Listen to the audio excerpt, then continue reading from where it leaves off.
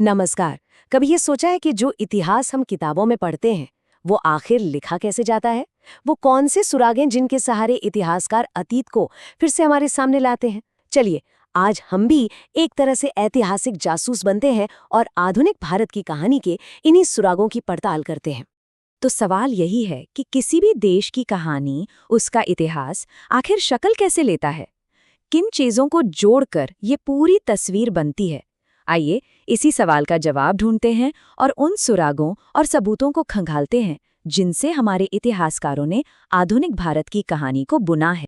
हमारी खोज का पहला पड़ाव है वो निशान जो शासकों ने खुद पीछे छोड़े, यानी वो बड़े-बड़े सरकारी रिकॉर्ड्स जो हमें सत्ता की कहानी बताते हैं। जरा सोचिए, ये सरकार की अपनी फाइलें हैं।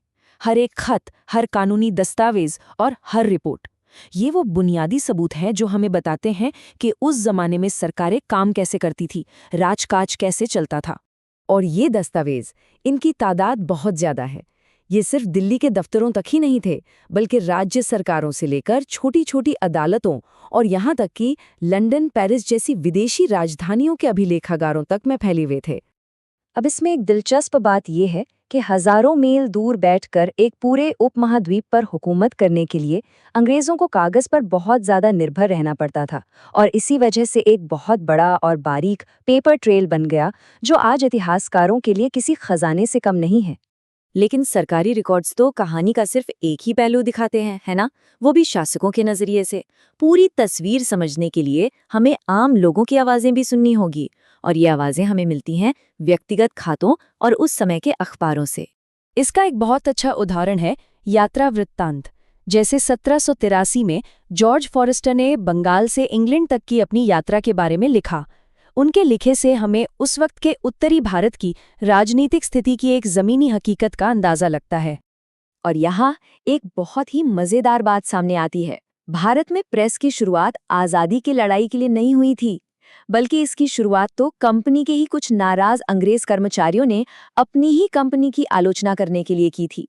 जैसा कि 1780 के जेम्स ऑगस्टस हिक्की के बंगाल गजट में हमें देखने को मिलता है।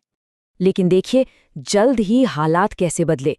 धीरे धीरे भारतीय नेताओं ने प्रेस की ताकत को पहचाना और इसे राष्ट्रवादी आंदोलन का एक बहुत शक्तिशाली हथियार बना दिया। ये टाइमलाइन हमें दिखाती है कि कैसे सत्ता का समीकरण धीरे धीरे बदल रहा था। अच्छा, अब तक हमने सिर्फ तथ्यों और आंकड़ों की बात की, लेकिन इतिहास इनसे कहीं ज्यादा है।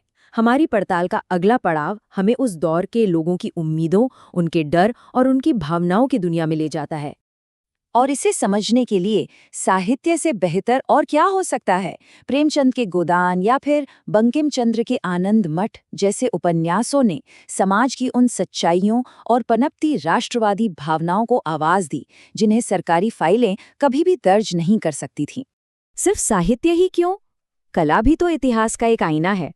अंग्रेजों ने भारतीय कलाकारों से जो पेंटिंग्स बनवाएं, वो नए नए रेलवे प्रोजेक्ट्स से लेकर भारत के पेड़ पौधों और जानवरों तक हर चीज का एक कीमती विजुअल रिकॉर्ड हमारे सामने रखती हैं। तो अब हमारे पास इतने सारे अलग अलग सुराग हैं। सवाल ये है कि अतीत की एक मुकम्मल तस्वीर बनाने के लिए ये सब एक साथ कैसे फिट होते हैं? और यहीं पर इस पूरी पड़ताल का सबसे अहम सबक छिपा है।